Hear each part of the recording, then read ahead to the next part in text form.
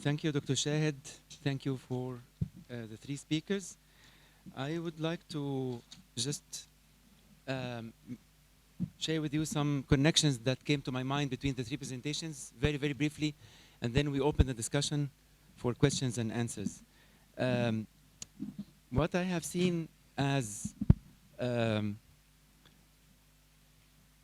common factor in the three presentations is actually the concern and the focus on understanding gentrification, and that without it, it wouldn't be possible to deal with it. So the importance of documenting, analyzing, and presenting the conditions of the affected residents as an impact of the pressures of the state-led or allowed by the state towards displacement of residents, as well as the reactions of these residents to the pressures, either in the form of citizen neighborhood mobilization movements, or also in the case of Egypt, single activists engaging in this.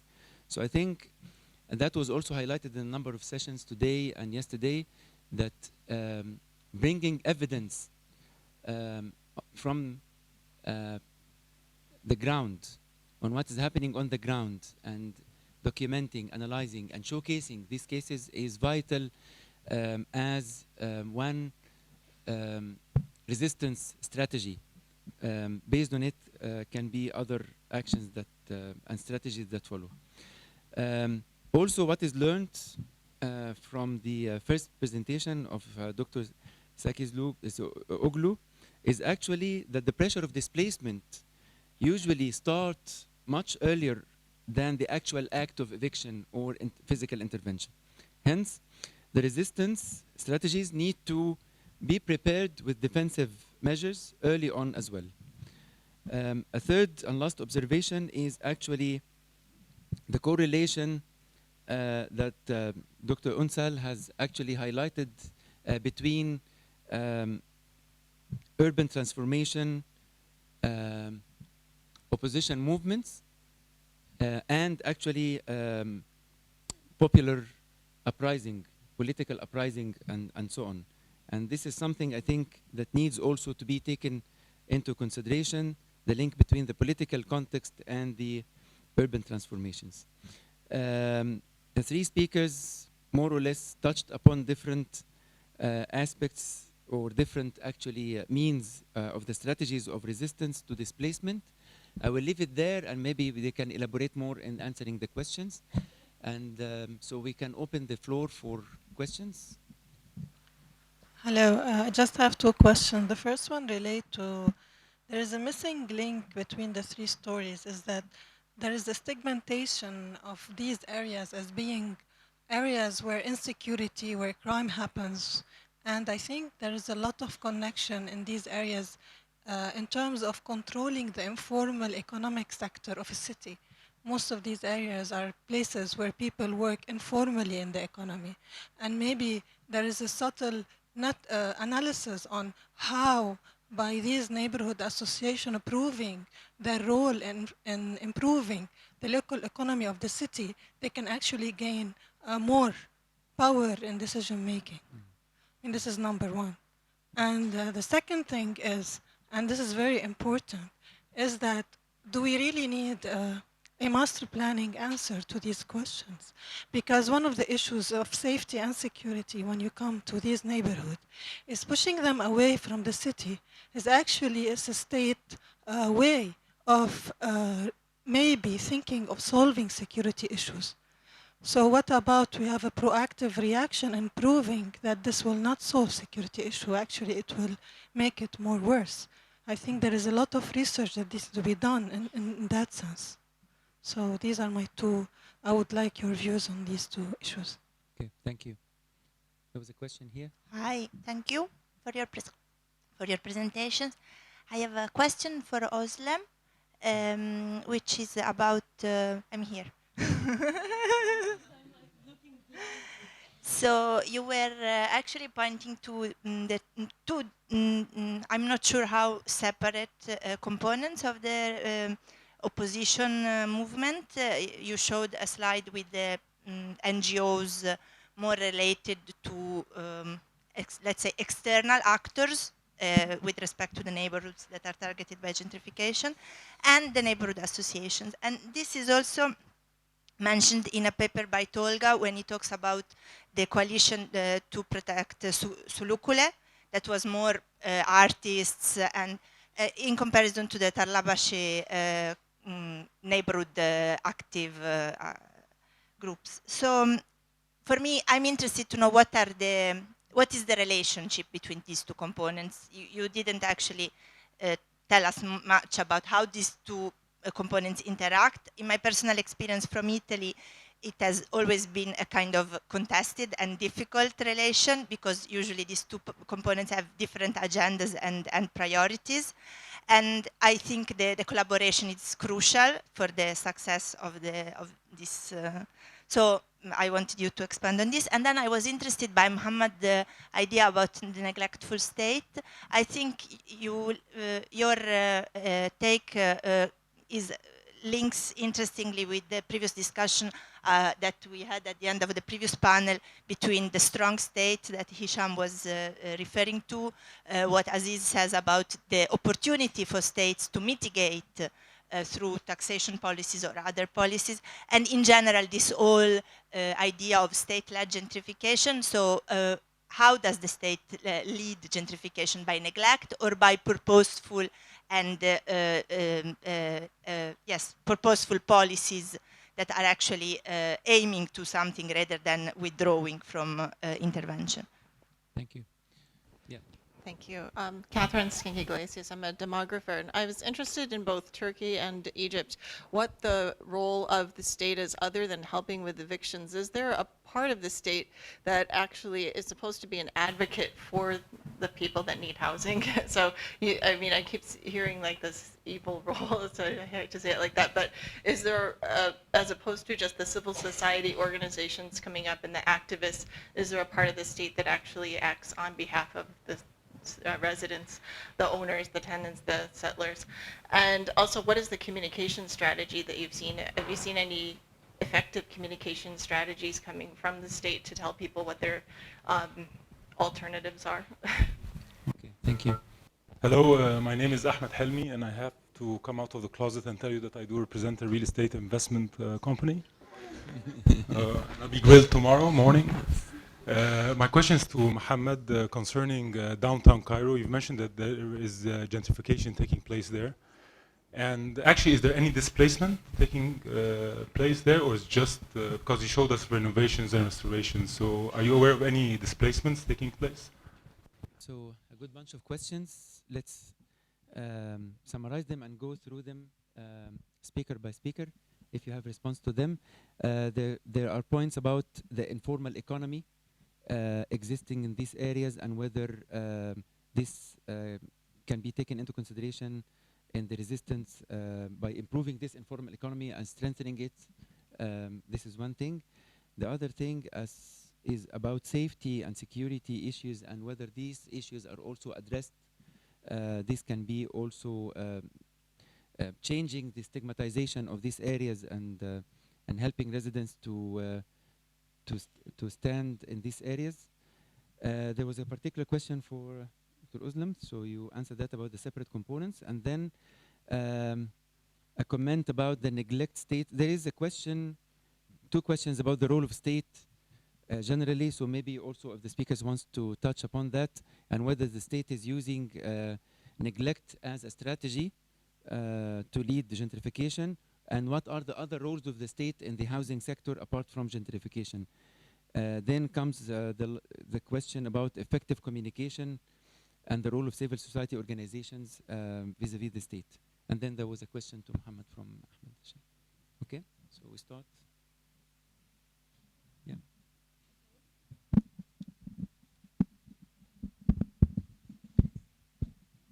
I'll try to touch upon all of the questions as far as I can. If I start with the formalization of informal economy, which is totally the case in the Turkish context, and these neighborhoods are really the places where the informal economy is based, both in labor market and also in housing market. And the formalization of informalities is just being used as a tool, like it's a process in Istanbul. But on the other side of the story, we should just see this formalization. I think this is my interpretation of your question indeed. We need to see this formalization of informalities in relation to how informal is being used to make more space for certain groups, like the capital investors, for instance. Like, things are taking place behind closed doors, the decisions are made, and then the public bids are being made, but there are quite a lot of clientelist relationships, and seeing this formalizing the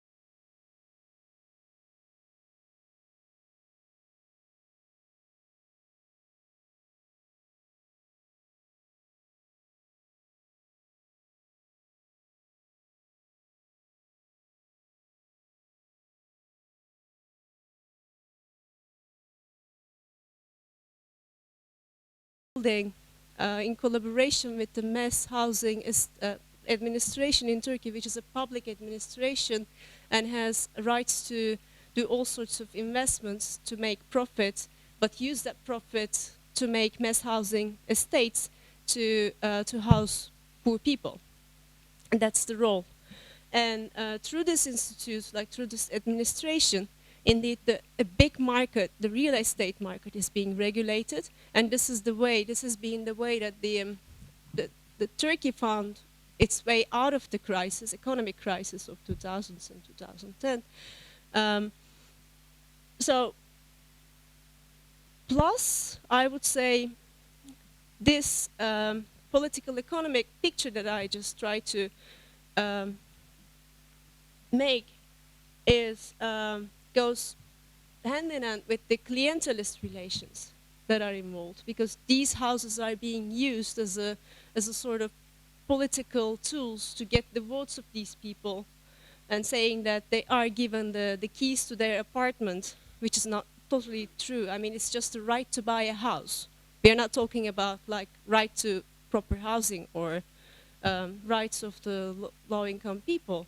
We are talking about the right to buy a house, which is just in the framework of the real estate market, nothing more than that. And then the state is just promoting this. And I will cut it there, I think. First, I would like to respond to the question with respect to the relationship between civil initiatives and neighborhood associations. Well, I didn't really have the time to reflect on that. That's that would be an entire paper on its own. But I think I would say that the relationship changes from one neighborhood to another, from one situation to another. So on one hand, you have some neighborhoods where those kinds of bonds are quite strong. Also, that has got a lot to do with when that kind of relationship starts forming. For example, in the case of Sulukule, which is one of the earliest examples of a neighborhood that has been exposed to state-led urban transformation, it was first a civil initiative who stepped in, and raised the issue as a critical matter to be debated publicly, and then helped a neighborhood association to emerge out of the neighborhood. That was a Sulukule platform. I think that was what you were referring to. On the other hand, we have the case of Tarlabaşı, whereby, and it is important to point to the learning processes between neighborhoods as well. So as Tarlabaşı was declared as a renewable site, Sulukule was already approaching the final stages of its, transformation in a way. So Tarlabaşı Neighborhood Association just almost formed on its own. And later on, it got the support of the Chamber of Architects. And like the professional chambers usually provide assistance in terms of giving legal assistance almost, like, turning the projects into proper court cases and taking it, to putting it into a judicial process. So that's the main help that they give to not only one neighborhood, but to multiple ones.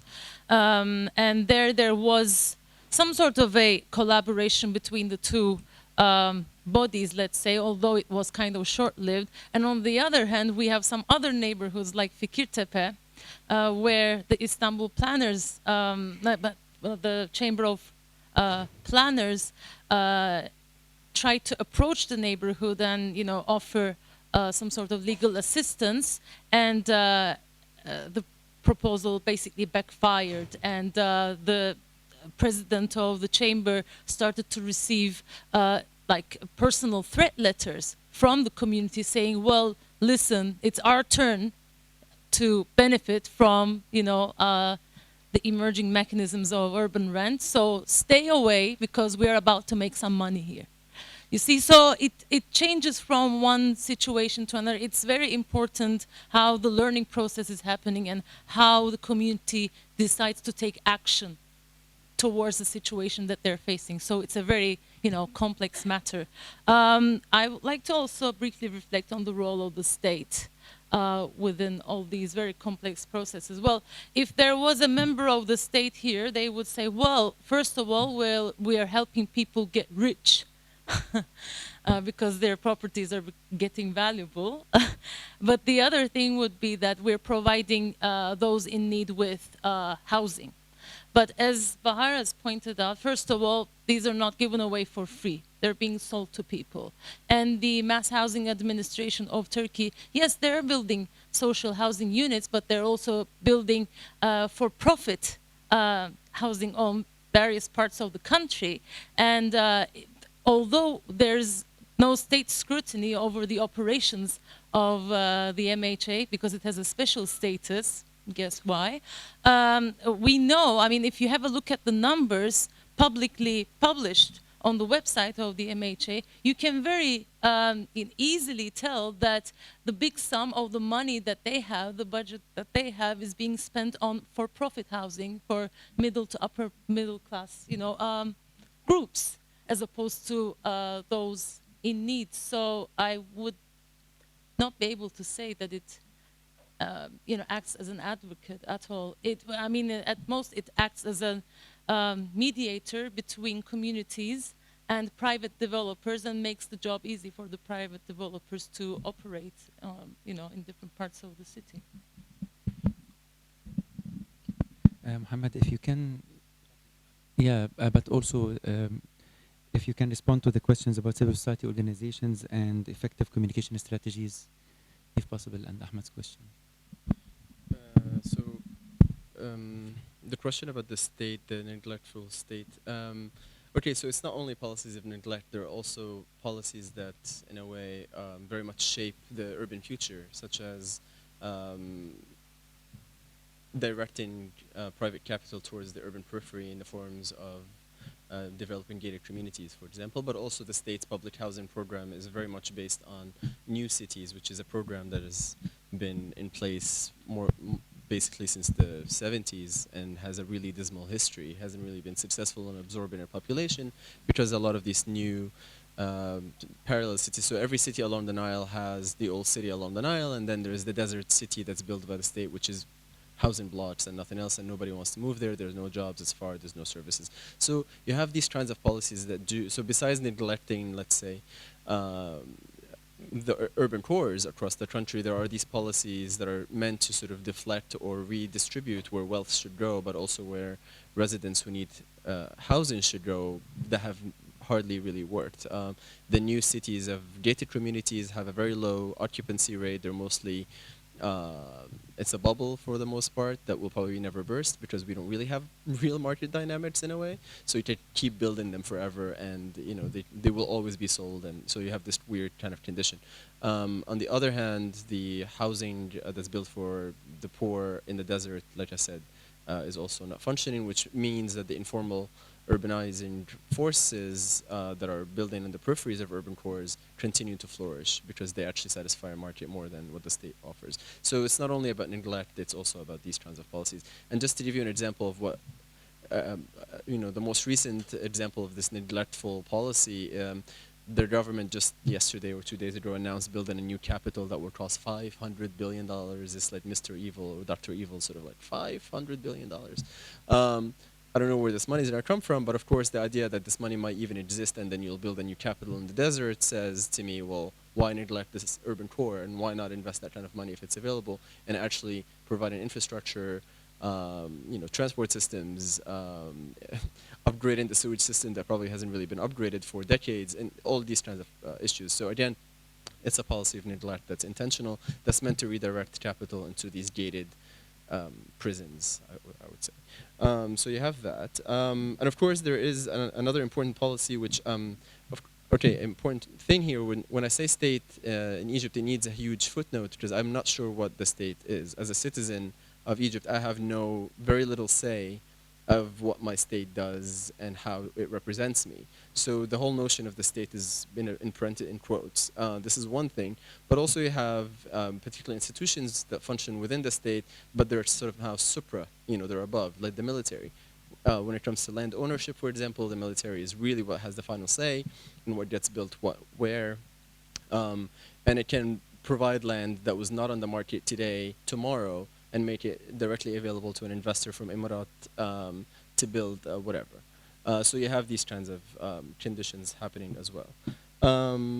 So a quick question about communication and advocacy. So I think the few examples that I've showed have been successful on a small scale, yes, but I think that still counts, mostly using social media, small exhibitions, PDFs, so there of reports that are available easily online for free, but also videos such as the ones that Umneya and Yahya have made. So these are forms of communication that I think broaden. The audience for most of these is often students of architecture who are frustrated with their education in the universities and are looking for alternative forms of engaging with the urban reality in Egypt. If you're a student of architecture in Egypt, most probably 5 out of your 6 studios will be to build like a fictional house in a fictional location without really engaging with Egypt's frustrating urban reality. So these students are frustrated and they want to look at alternatives, and people like Yahya and others, I think, provide an outlet for that. So this is about communication, whatever. But going also to Ahmed's question really quickly.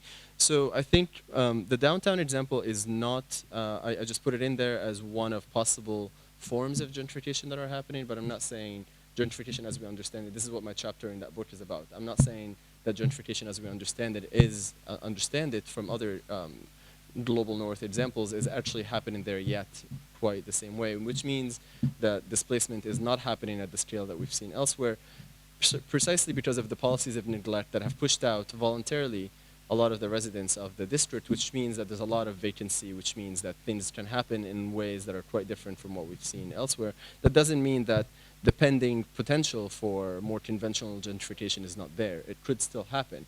And I also need to add that I think there are vernacular forms of gentrification that are pre-existing the entry of a company like Ismailia. For example, when residents start to voluntarily leave because services are not there, the Makwadi closes, the Ba'al closes, and then they're replaced by wholesale, let's say, products like shoes and casual wear that then suddenly replace the diverse services that would have benefited the community and that actually lives there with entire streets dedicated to one kind of product. This is a vernacular form of gentrification that has displaced already people from these shops, for example. This has already happened in the last 2 decades. Not because it's not Gucci doesn't mean it's not gentrification. Those ugly shoe shops are still, I think, a form of gentrification that has already happened. I think I should stop here because we're out of time. I'll just take 2 more questions, please, here. Just respecting the hands. Okay. We have like 2 more hands. 3. Yes. Can I ask? Can we ask the organizers for another 10 minutes? We can? Okay. So we'll entertain another 2 more. Yeah, please. Okay. So first of all, I think one comment about this formalization. I think it's a big lie. There is no formalization. I don't really agree. We should be really suspicious about this rhetoric of this discourse of formalization, state likes formalization. Not at all. In Turkey, like, you know, the informalization is really important for the state to manage this uncertainty. If you look at these projects, everything is informal, so now there's no formal processes. And I think this discourse of formalization is really tricky and dangerous. If we think about formalization in terms of like giving titles in 40 kilometers outside the city in mass housing, nobody goes there or they even sell there. So it's not really, I think it's like a repeating cycles of informalization, how the economy is governed in that way, in sectors are governed with informalization policies in Turkey. Secondly, this is just a comment. My question to Özlem and Bahar is, Özlem, when you showed the last picture of the last house in Fikirtepe, I was there when they were demolishing the other houses, and I was talking to 2 retired workers who are looking at the demolition process, and I asked them what they feel, whether in terms of the houses that they built within 20, 30 years of their labor, and they were sitting there and looking at the demolitions, and they showed me the skyscrapers, the towers there, and they said, we don't look back, we look in the future, we will be there.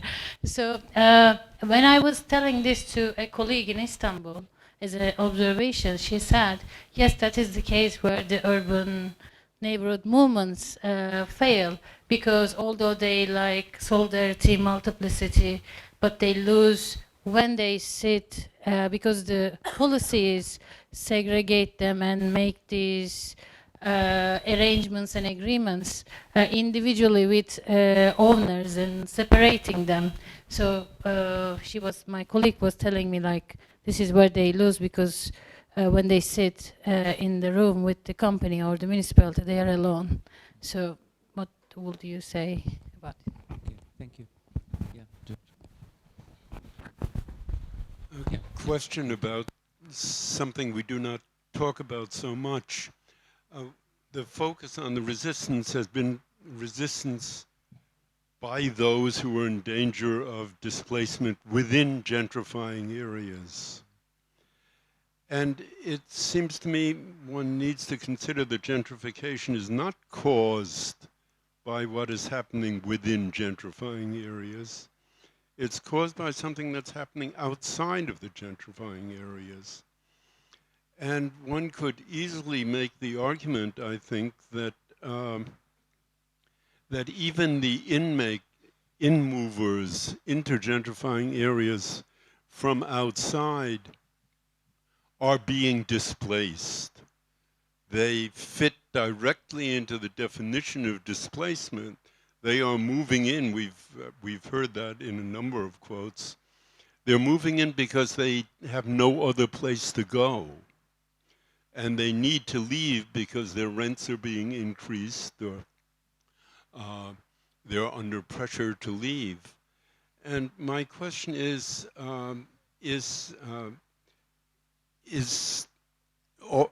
ought we not to be looking at the coalitions that might be built against gentrification outside of gentrifying areas? Right now in New York City, where there is substantial pressure for gentrification, probably the most powerful anti-gentrification group is the organization of tenants for rent control outside of gentrifying areas.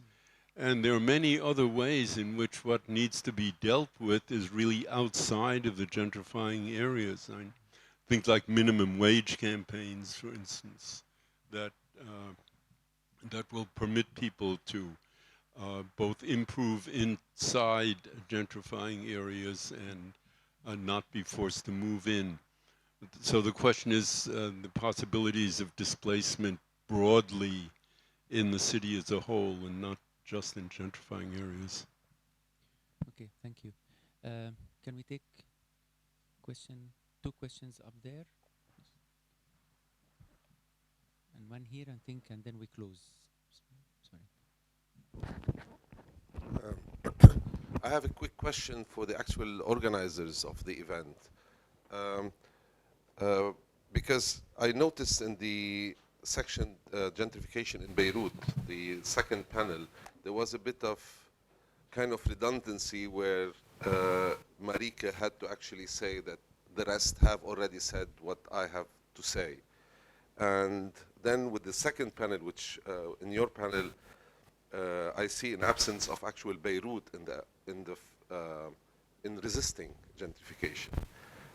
Is it a general policy, or is it part of the problematics in the education system that we have been dealing with since the 90s? And I will note here that one of our biggest protests was countered by actual police going into the university and beating us up.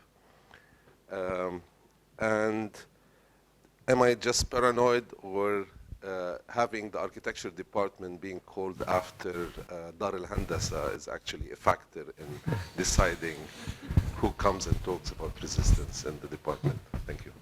Thank you. Yeah. Tom? Thank you. I just want to congratulate all three speakers. Riveting presentations that blended theory and empirical data, as indeed the four did in the previous panel, which I found fascinating on Beirut. I want to share a very quick anecdote. About 3 or 4 years ago, I interviewed a leading figure in urban policy in Edinburgh. And at the end of the interview, he said, "You know what the problem is with you academics?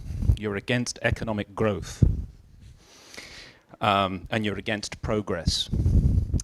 And this sort of caught me off guard, and I didn't really have a very good answer for this. And I raise it here because one of the things, Özlem, that you said when you were asked a question on the state, you said, well, the state, tries to justify what is going on by saying, oh, we're making people wealthier, right?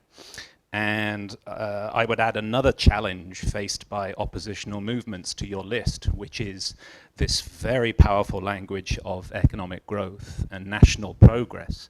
And it strikes me from the panel on Beirut that these challenges are particularly acute in contexts where there is I suppose, a trans-sectarian attempt at rebirth after conflict. And then when people are saying, you know, things like, well, you know, we economic growth is a problem, you know, this is difficult to say this sort of thing. And so then the question becomes, well, how do we challenge this language of growth and progress? And it seems that there needs to be, I suppose, an equally broad sense of the common urban good and urban justice, or even like a set of principles to resist this growth machine that we heard about in the previous panel. And then I started thinking about the politics of neglect, and it seems that the opposite would be a politics of care and what that would look like. And I'm just wondering, have there been any attempts in the context where you've been working to establish a set of principles? And if not, why not? So stop there. In your presentation, you proposed several scenarios or manifestations of gentrification in Egypt, one of which was construction on agricultural land. And I'm having a bit of trouble seeing how that is gentrification. How I understand gentrification, and it's been explained a lot over the past 2 days, is it having a negative socio-economic impact on the people who are living in the area. How, صلحني if I'm mistaken, but my understanding of that kind of development on agricultural land doesn't really have that impact on people who are living. And as we know in Egypt, it's mostly people, it's their form of expansion family-wise, and the father and his kids and so on. So I don't really see that connection between that kind of development and gentrification. So if you could explain that. Thanks. Okay, thank you. Now responses from the speakers. Last round, you don't have to respond to everything, but whatever interests you. So we start the other way around this time. I'll start with the end, I suppose. Can you hear me? So I put that up there, and I know it's controversial, and I'm not also saying that it's all kinds of development. There's all kinds of development happening on agricultural land, encroaching on agricultural land. I was speaking specifically about the kind in which there is a negative impact, economic and social, on small landowners who do live and work on their land, and who, because of state policies, have to leave it or sell it for a relatively cheap price in order for it to be urbanized by someone who's seeking profit. So in a way, if you strip down what gentrification means, a little bit of displacement, a little bit of let's say appreciation of land value, but also creating property based on the acquisition of cheap property, it fits.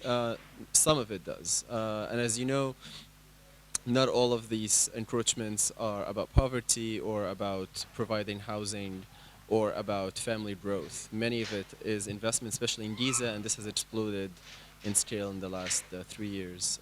So this is the specific kind of that particular kind of development that I'm talking about. Policies of care, I have no idea what that looks like. I think it's just normal, like, decent politics. I don't know. Where where the question of minimum wage is not so controversial. I mean, in Egypt, if you talk about minimum wage, you're a socialist. You have an agenda. It's so ridiculous. So where does the policy? Where do the politics of care begin? I think at just having politics where people can actually demand rights. This is why I was saying the right to housing is so far from our reality as a popular discourse at this point, because again, the right to be alive is not even protected. A lawyer was just tortured to death last week in a police station. In this context, how can I come up with a microphone in Egypt and say we need to demand, we need to have a demonstration and demand the right to housing? It seems so ridiculous. But yeah, so it's a difficult question to answer, but yeah.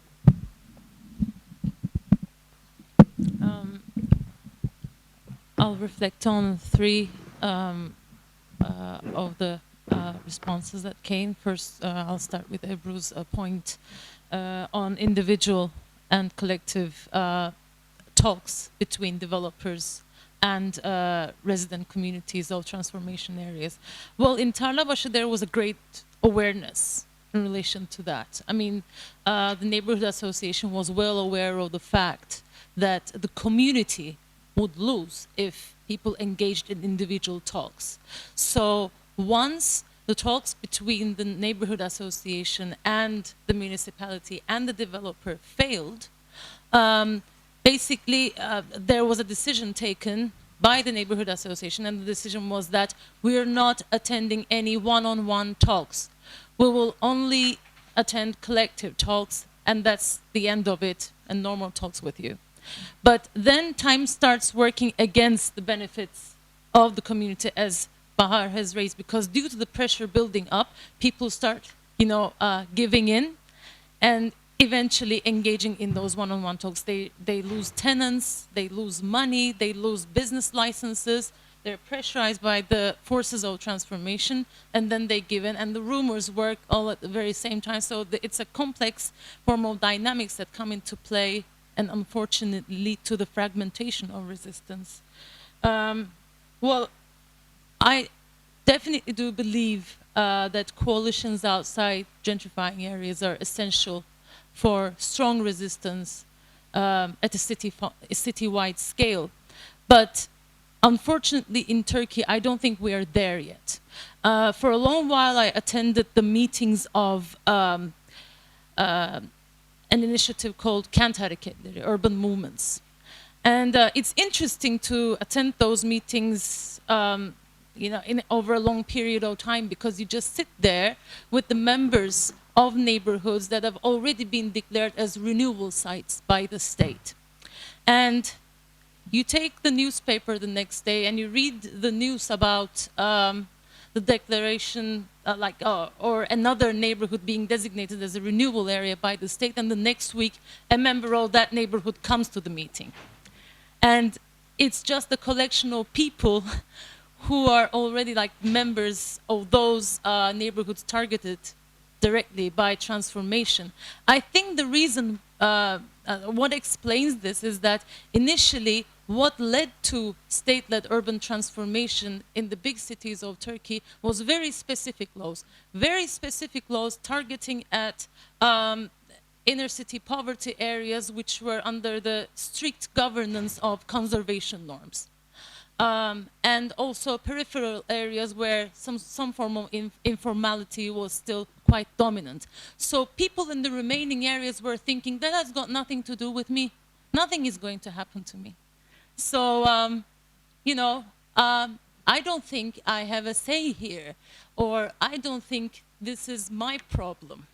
And I think that problem is still in its place. Now we have a new law, what we tend to call in a short way, the earthquake risk, or the disaster risk law. I'm just saying very crudely right now. And that puts everyone under risk, actually. It just takes one simple test to your building that might be 35 years old, and you're exposed to transformation. It doesn't matter whether you're rich, whether you're poor, whether you're middle class. But I don't think there is awareness to the extent that people take action proactively, and be there without being threatened by these processes directly. With respect to Tom's response, I would like you to clarify the set of principles that you were talking about, because as you were putting a new item on my list, I was adding some more new items that you reminded me of. So I was a bit lost when you said the set of when you talked about set of principles. Aside from simply the right to the city movement, which I know has had an impact in what's been going on in Istanbul, has there been actually a set of principles coming from neighborhood organizations with which to resist this language of economic growth, right, to turn it on its head? Well, in this manifesto there is, that I've shown extracts from. Well, of course, there are challenges to that discourse, and the simple question is economic growth for whom?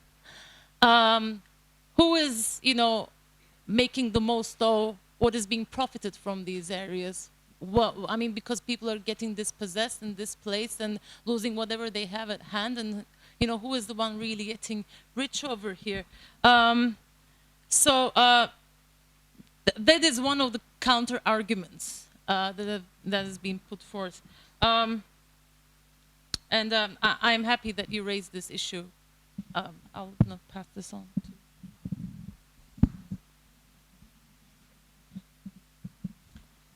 Okay. I think in response to Ebru's comments and the question, I think the crucial thing or the very challenging aspect of urban transformation in Istanbul is just the issue of property ownership, and that boils down to that big question of who has the right to the places to the neighborhoods that we are talking about, and the owners are just taken as the party by the local authorities, but the tenants, when it comes to tenants, there's really not much happening. And if there is some sort of provisions that is quite under the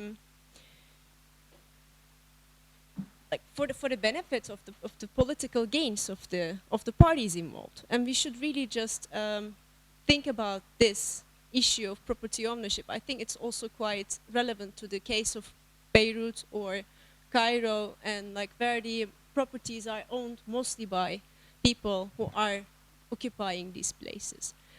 And I totally agree with Özlem's comment on Peter Marcuse's question, but I would like to add, of course, these coalitions are really important to make, and at the same time will happen in Istanbul. We see certain emerging coalitions or networks happening, and it takes time, really takes time. And in urban meetings, you find LGBT groups, you find construction workers who are working in these big towers under really unsafe conditions, and many people died just because of this, and there have been campaigns about this. But it has been, I think it again boils down the issue of property ownership that has been ripped off from its political economic context, and also from the labor market, from other fronts of struggle. That is important to note. But I think it will come in time. And Gezi was also quite a big experience, and especially the groups that are working on these issues, like the commons that Özlem referred. There are some new ways happening, I would say. And for Tom Slater's question, I don't think we are talking about the principles of challenging this economic growth yet, like when it comes to the urban social movements in Istanbul. We are at the very grassroots level. If you talk to the people in the neighborhoods, they are so much aware of what's happening, and the redistribution of the rent, when it comes to the redistribution of the urban rent that is being created and redistributed in a, like the way it is redistributed. And that is, people are aware of what's happening, but at the same time, coming together with all these political cleavages that are taking place in different neighborhoods, and all those like class, gender, ethnicity, the fragmentations within the different neighborhoods makes it really difficult to come together and then talk about certain principles to challenge these big discourses. But everyone is aware what is being ripped off them and how it is redistributed. That is for sure the case. But we need to see the everyday life challenges of like Kurdish and Turkish coming together, or property ownership, or tenant coming together to talk about these things and how to challenge this through the everyday life of them.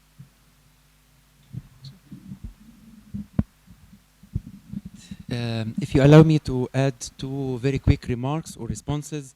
The first is about how to challenge the language of economic growth that Tom suggested, I suggest to add to our list of strategies of resistance is to probably to the academic and research community to work more on social impact assessments of displacement, to show that also displacing people from the neighborhoods also costs, but these costs are hidden, they are not clear, and if we do a good and thorough social impact assessments, maybe this can demonstrate that the society at large pays the bill for this.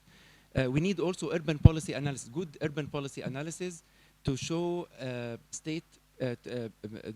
state policies in terms of uneven development, uneven investment in the different areas, and so on.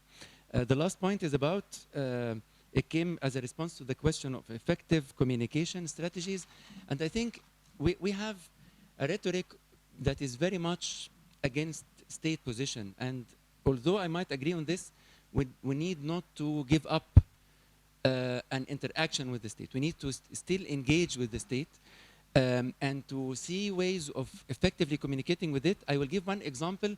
Mohamed has demonstrated Ramlet Bula, Maspero Triangle project, and for your information, the new Minister of Urban Development, Dr. Laila Skander, paid a visit, attended a community workshop thanks to the efforts of Ahmed Zaza there.